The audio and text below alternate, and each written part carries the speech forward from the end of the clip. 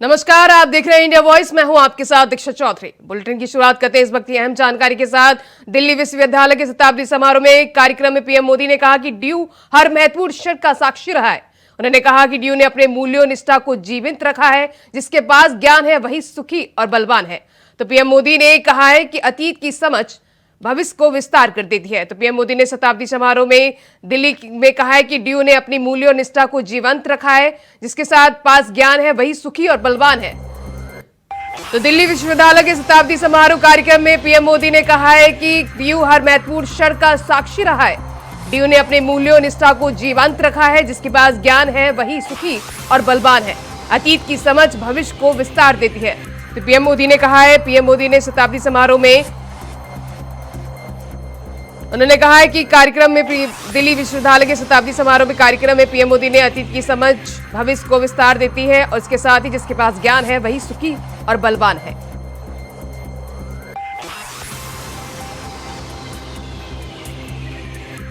तो दिल्ली विश्वविद्यालय के शताब्दी समारोह में पीएम मोदी आज मेट्रो के जरिए ट्रैवल करके पहुंचे। इस दौरान उन्होंने कार्यक्रम में शिरकत की और इस दौरान उन्होंने जनसभा को संबोधित करते हुए कहा कि ड्यू हर महत्वपूर्ण क्षण का साक्षी रहा है। ड्यू ने अपने मूल्यों निष्ठा को जीवंत रखा है। जिसके पास ज्ञान है वही सुखी और बलवान है। अतीत की समझ भविष्य को विस्तार देती है। तो पीएम मोदी ने संबोधित करते हुए कहा कि अतीत की समझ भविष्य को विस्तार देती है।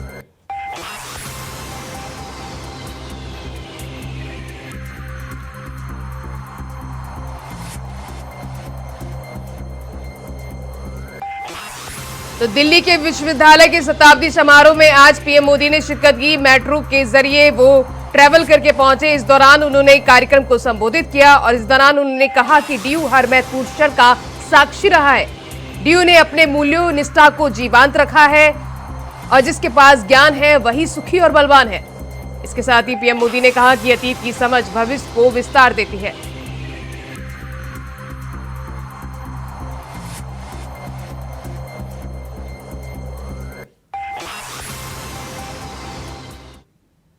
वहीं इस वक्त की अहम जानकारी निकल के सामने आ रही है। लखनऊ से डिप्टी सीएम केशव प्रसाद मौर्य ने ट्वीट करके सपा पर निशाना साधा। उन्होंने कहा कि सपा सरकार जमीनों पर अवैध कब्जे किए के लिए प्रसिद्ध है।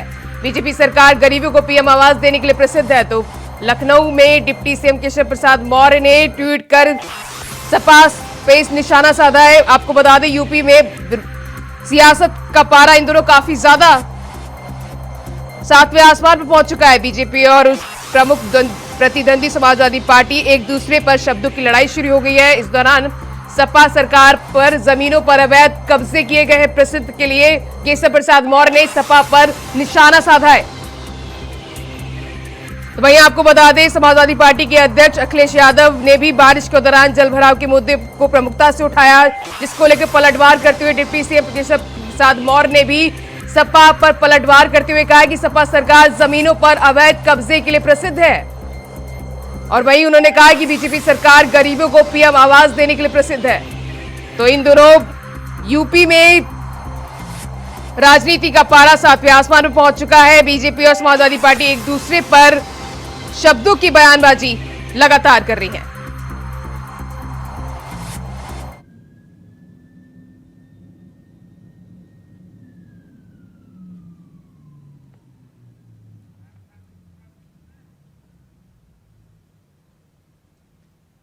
तो केशव प्रसाद मौर्य ने सपा सरकार पर ट्वीट करते हुए कहा है कि सपा सरकार जमीनों पर अवैध कब्जा कराने के लिए प्रसिद्ध है। वहीं उन्होंने कहा है कि बीजेपी सरकार गरीबों को आवास देने के लिए प्रसिद्ध है।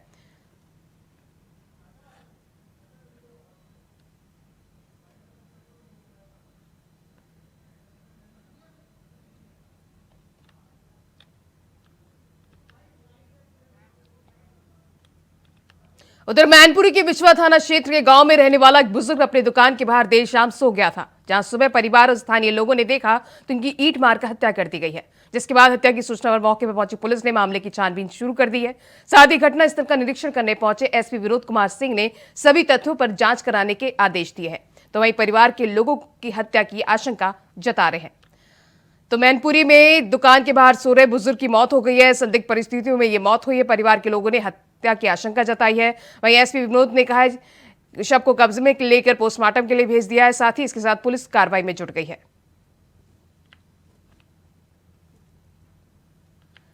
तो मैनपुरी में घर के बाहर सो रहे एक बुजुर्ग की हत्या कर दी गई है, जिसको लेकर परिवार ने उनकर की हत्या की आशंका जताई है। साथ ही इसके बाद हत्या की सूचना पर पहुंचे पुलिस मामले की छानबीन शुरू कर दी है। साथ ही घटना स्थल का निरीक्षण भी किया है।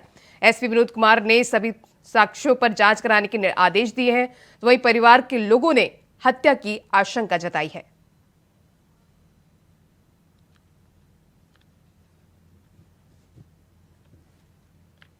तो मैनपुरी में संदिग्ध परिस्थितियों में एक बुजुर्ग की मौत हो गई है, जिसको लेकर पुलिस प्रशासन लगातार इस मामले की छानबीन में जुट गया है।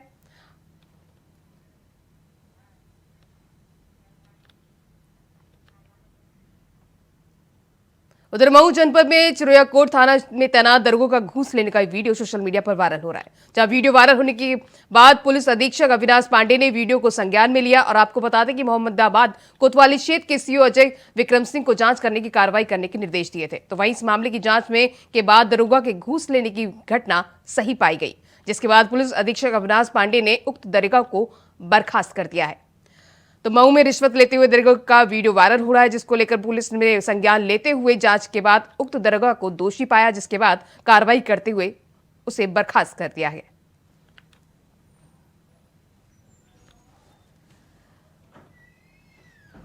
तो तस्वीरें हम आपको दिखा रहे हैं, ये सोशल मीडिया पर वायरल हो रही है तस्वीरें। यहां दरोगा का रिश्वत लेते हुए वीडियो वायरल हो रहा है, जिसमें वो पैसे की लेन देन कर रहा है।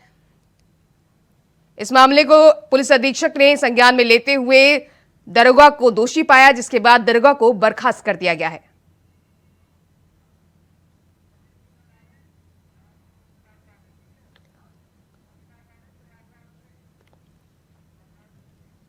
सीधे ले चलते हैं आपको प्रयागराज, जहां सीएम योगी आदित्यनाथ लोगों को संबोधित कर रहे हैं।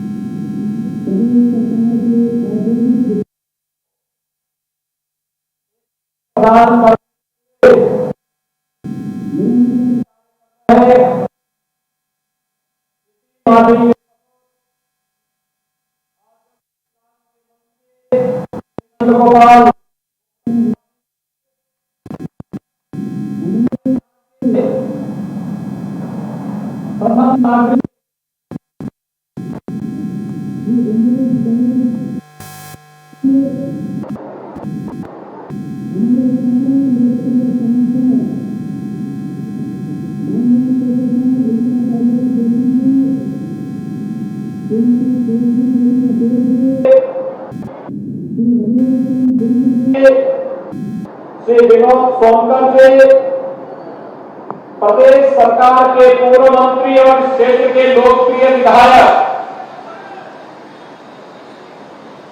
और जिन्होंने लगातार ये प्रयास किया कि यहां पर इन गरीबों के लिए आवास के लिए भूमि सुरक्षित हो सके, ऐसे श्री सिद्धार्थनाथ सिंह जी, हमारे माननीय विधायकगण श्री हर्षवर्धन वाजपेयी जी, पीयूष रंजन निषाद जी, गुरु प्रसाद मौर्य जी, प्रवीण पटेल जी, वाचस्पति जी, विधान परिषद के माननीय सदस्यगण श्री केपी श्रीवास्तव जी, श्रीमती निर्मला पासवान जी, श्री सुरेंद्र चौधरी जी, आज के इस कार्यक्रम में उपस्थित भारतीय जनता पार्टी के जिला के अध्यक्ष श्री विभानाथ भारती जी और प्रयागराज के मेरे सभी उपस्थित भाइयों और बहनों, एक साथ लगभग 800 करोड़ रुपए की परियोजनाओं के साथ ही आज उत्तर प्रदेश के अंदर प्रयागराज की धरती से इन कार्यक्रम को आगे बढ़ाया गया है। कि कुख्यात माफियाओं के कब्जे से मुक्त कराई गई भूमि पर प्रधानमंत्री आवास योजना के अंतर्गत 76 परिवारों को आज उनका आवास सौंपने का चाबी वितरण करने का एक पवित्र कार्यक्रम आज यहां संपन्न हो रहा है। इसके लिए प्रयागराज की धरती को कोटि कोटि नमन करते हुए मैं उन सभी 76 परिवारों के साथ साथ अब तक प्रदेश के अंदर आदरणीय प्रधानमंत्री मोदी जी के मार्गदर्शन और प्रेरणा से और उनके अनुकंपा से जिन 54 लाख गरीबों को एक आवास प्राप्त हुआ है उन सबका भी हृदय से अभिनंदन करता हूं, बधाई देता हूं। कहने के 76 आवास है, लेकिन इसके पीछे एक पवित्र भाव है।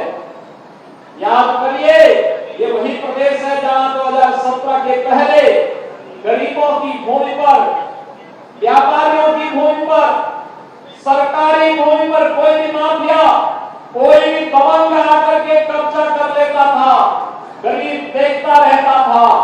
लेकिन अब उन्हीं माफिया और दबंगों से छुड़ाई गई भूमि पर गरीबों के लिए आशियाना बन रहे हैं, अच्छे भवन बन रहे हैं। यह अपने आप एक महत्व है और प्रयागराज प्राचीन काल से हमारी धरती पवित्र धरती रही है। ये तीर्थों की भूमि है, प्रयागराज तीर्थ है। ये हमारा सौभाग्य है।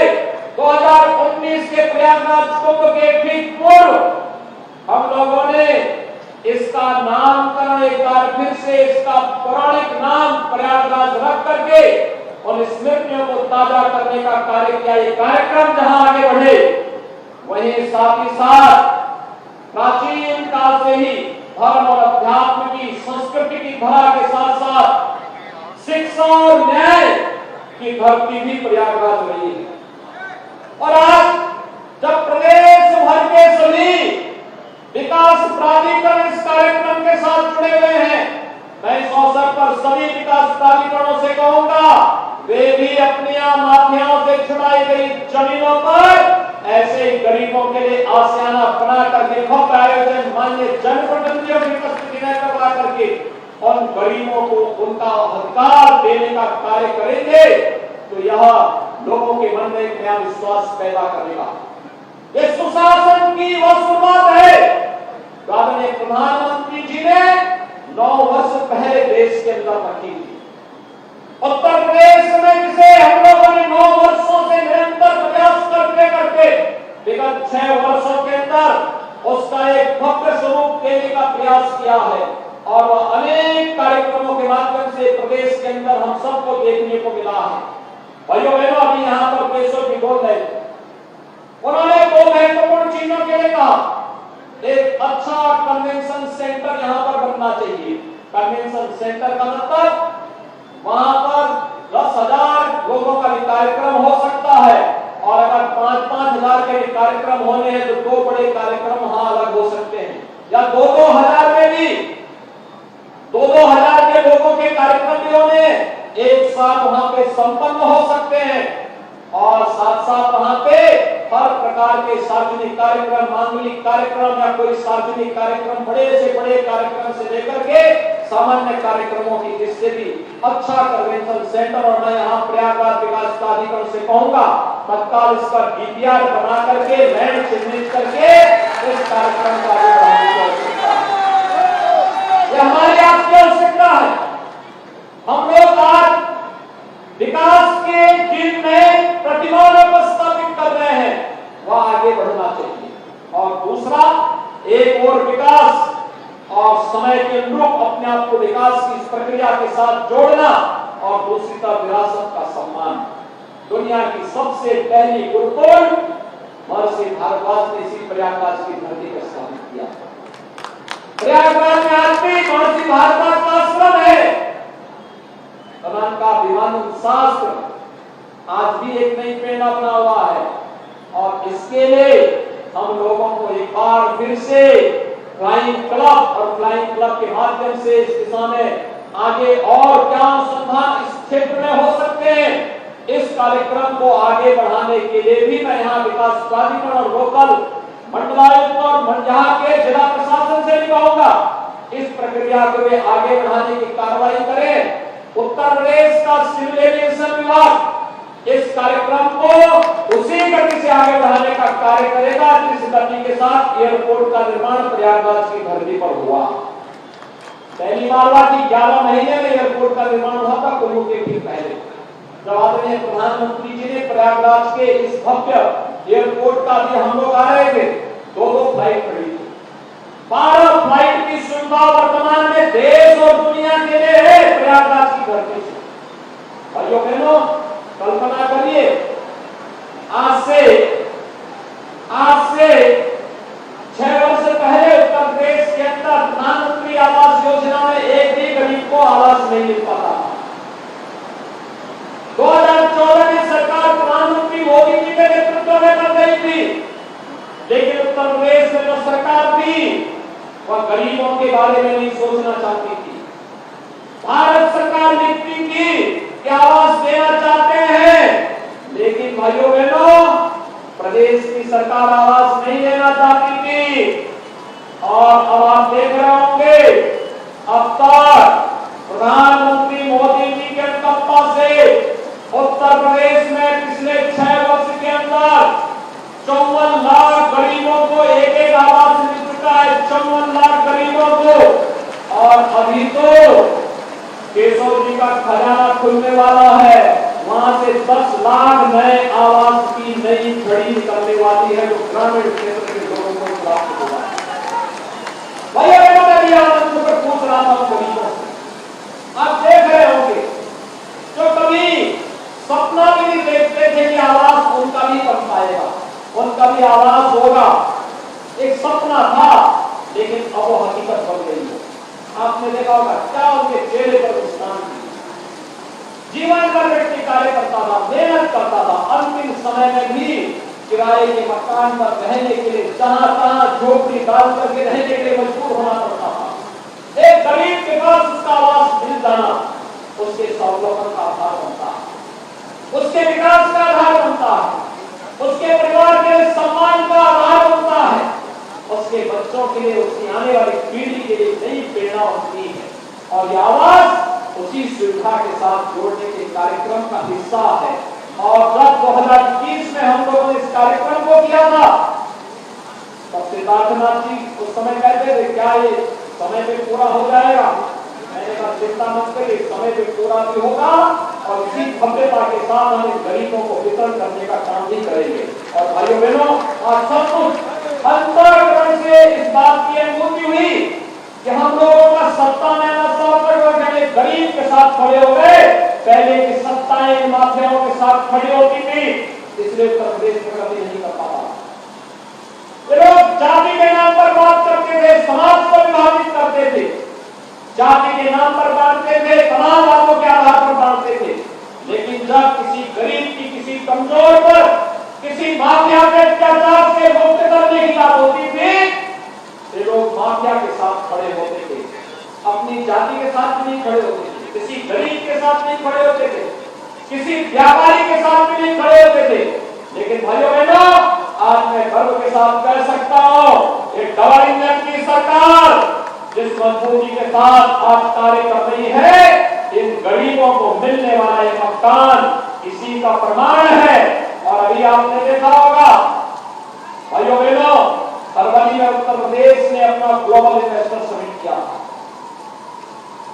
36 लाख करोड़ रुपए का प्रस्ताव हमें मिला प्रदेश में निवेश का। याद करिए, अगर माफिया होते हमारे पास 1 कौड़ी का भी निवेश नहीं आता।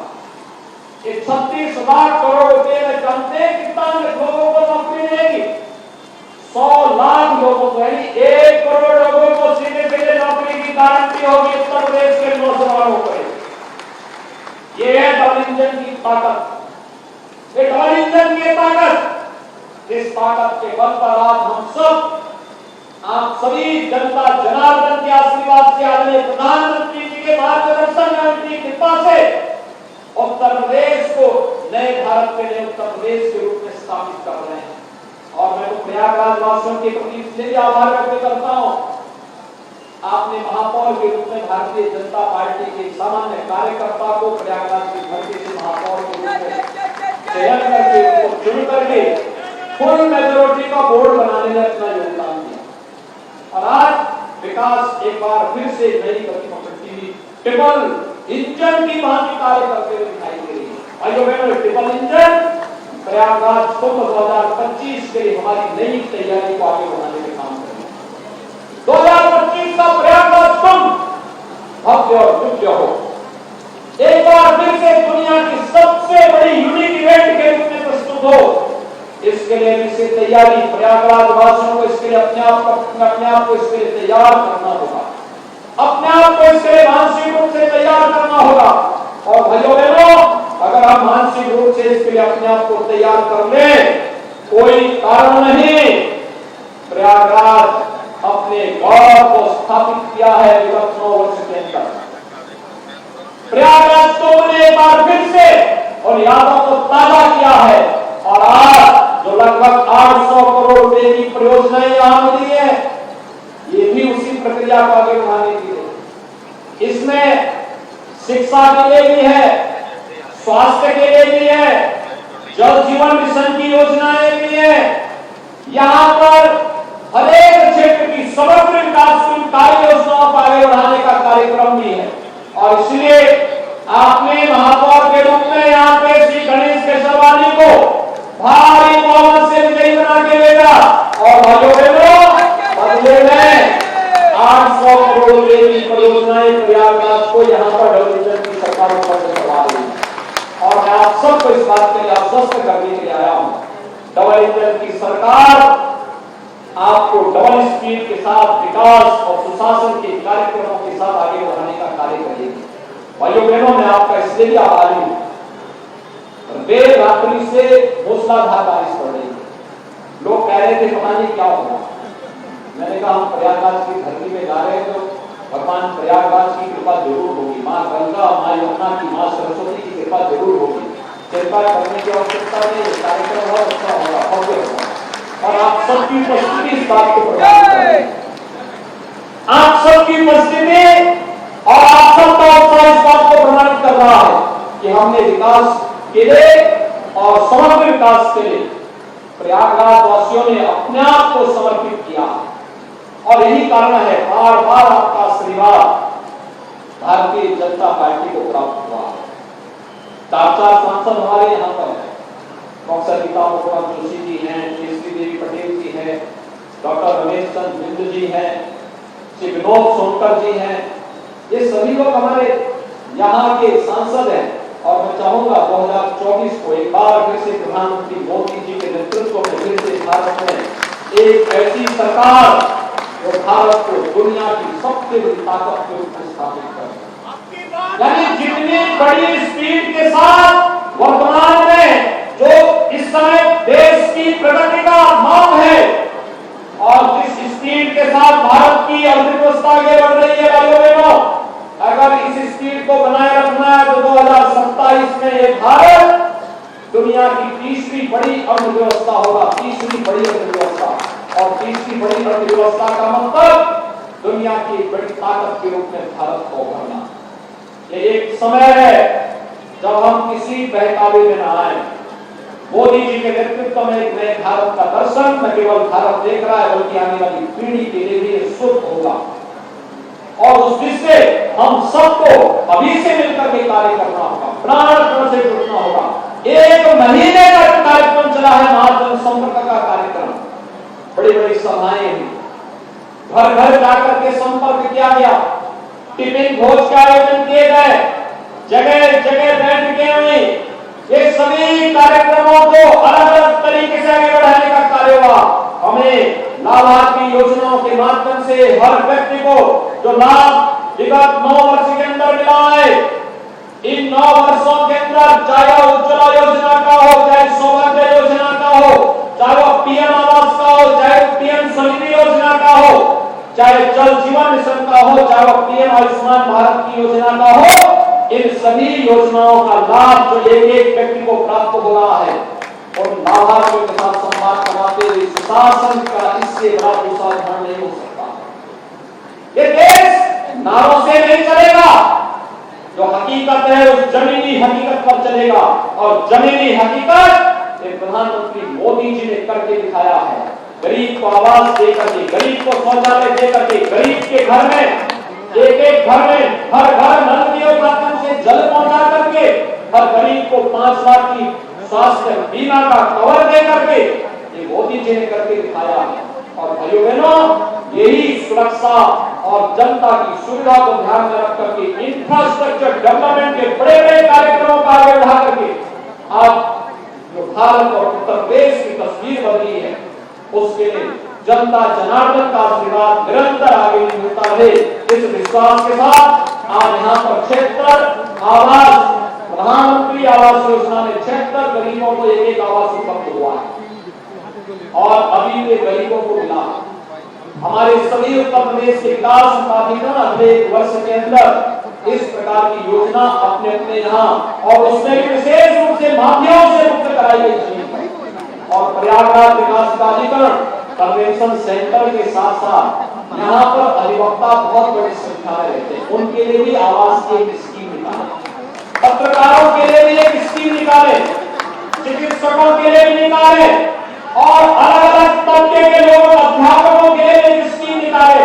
हम स्लम जो बस्तियां हैं उनको भी अच्छा जीवन उनका दे, ईज ऑफ लिविंग के लक्ष्य को प्राप्त करने की दिशा में प्रयास करें। इस दिशा में हमें प्रधानमंत्री मोदी जी के जन के रूप कार्यक्रम को आगे बढ़ाना होगा। इस विश्वास के साथ मैं एक बार फिर से प्रयागराज वासियों को लगभग 800 करोड़ रुपए की परियोजनाओं के लिए हृदय से बधाई देता हूं। अपने माननीय जनप्रतिनिधियों को जिनके प्रयास से योजनाएं प्रयागराज को प्राप्त हुई हैं, इसके लिए उन्हें हृदय से बधाई और अभिनंदन देते हुए मैं 76 लाभार्थियों का प्रधानमंत्री आवास योजना को माफिया से मुक्त कराई गई फोन पर उपलब्ध कराया गया है, इन सबको, इनके परिवारजनों को हृदय से बधाई देते हुए अपनी शुभकामनाएं देता हूं कि आवास उनके लिए शुभ हो, मंगलमय हो और उनका परिवार फलता फूलता व स्वावलंबन का जीवन को जन्म सर कर सके। इस विश्वास के साथ मैं अपनी वाणी को यहीं पे विराम देता हूं। धन्यवाद। जय हिंद, जय जय श्री राम।